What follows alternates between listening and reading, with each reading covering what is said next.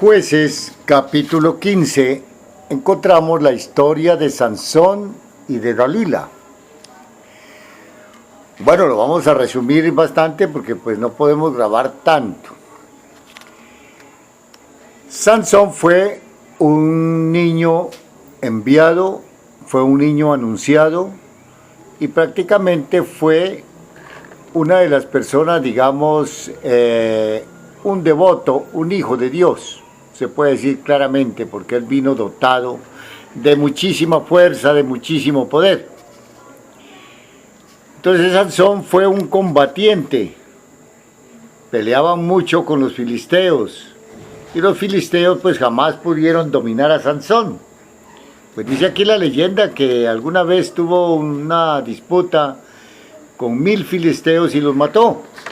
Entonces ellos prácticamente llegaron a un momento de darse cuenta que Sansón estaba protegido por Dios y que no se le podía vencer por ninguna forma. Entonces, como es bien sabido de todas las gentes entendidos, que el poder está prácticamente en la vida sexual. Es decir, todos los devotos, hijos de Dios, necesariamente somos castos, porque si no hay castidad, no hay acercamiento a Dios. Esa es la gran verdad. La persona acá puede hablar de Dios como más le parezca, pero Dios no le responde al tipo pecador. Dios prácticamente habla y se comunica con su gente casta. Entonces, esa es la clave.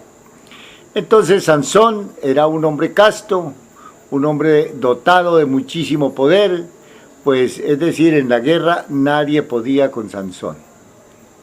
Entonces los filisteos pensaron, bueno, este hombre no le podemos ganar por ninguna parte. Entonces la única manera es haciéndolo caer en pecado. Si él cae en pecado, Dios se le retira y entonces así le ganamos. Claro, contrataron a Dalila. Entonces Dalila se le puso, digamos, a la expectativa. Sansón, donde quiera que él acampaba, ella estaba ahí cerquita, ella le mandaba razones, ella, es decir, procuraba convencerlo en todas las formas que Sansón fuera a fornicar con Dalila, o que fuera a dormir con Dalila. Entonces Sansón se mantuvo por mucho tiempo pues aislado. Los amigos y maestros de Sansón le decían, cuidado Sansón, no vayas a caer con Dalila, porque si caes en pecado, bueno, pierdes. Pero bien, la tentación fue muy grande y lógicamente que Dalila insistía y insistía y insistía, hasta que al fin pues Sansón cedió, fue y se acostó con Dalila. Lógicamente, pues entraron en pecado. Y cuando Sansón pecó con Dalila, entonces ella, como era su enemiga, entonces ¿qué pasó? Ella tocó la cuerdita. Y tocó la cuerda y le vinieron una veintena de filisteos, le echaron mano, lo apresaron. ¿Y qué pasó? Sansón ya no pudo defenderse de ellos. Ellos lo agarraron, lo amarraron y como primer regalito le quemaron los ojos. Luego lo esclavizaron a moler en un molino. Y bueno, todos se burlaban de él pues tremendamente, y Sansón, con esa gran vergüenza y con ese grande arrepentimiento de haberse dejado ganar por Dalila, ¿no? Porque, óigase bien, es que el genio del mal tiene muchas tácticas para atacar a los discípulos, a los iniciados que estamos con Dios. Entonces cuando no se puede, digamos, combatir por la fuerza, entonces combate por medio de la lujuria. Y la lujuria pues utiliza la belleza y un amor fingido, y pues es decir, toda la astucia necesaria para convencer al iniciado y llevarlo al pecado. Entonces, ¿qué es eso? Pues llevarlo a la fornicación, llevarlo al adulterio. Entonces el iniciado cae, y cuando el iniciado entra en el pecado, pues se le va la parte espiritual de él, la parte divinal, y el iniciado queda pues convertido en un tonto. Entonces allí es cuando el enemigo pues lo coge y lo humilla y le hace de todo como le hicieron a Sansón. Entonces Sansón prácticamente sufrió mucho aprobio, mucha humillación, porque necesariamente, lamentablemente, pecó, cayó al pecado, fue débil para eso.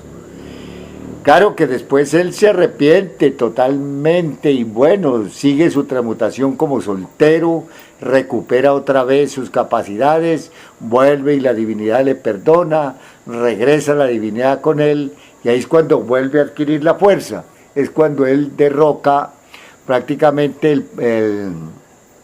el teatro donde fueron las gentes a divertirse viendo a Sansón, digamos, ciego y que lo portaba o lo dirigía un enano. Entonces, ahí es donde se dice que Sansón dijo, no, muera Sansón y todos los filisteos que habían ahí. Es decir, la casona se vino encima y él pereció, pero también perecieron muchos filisteos. Entonces, la enseñanza para nosotros es que una mujer, cualquiera que sea, se convierte en Dalila.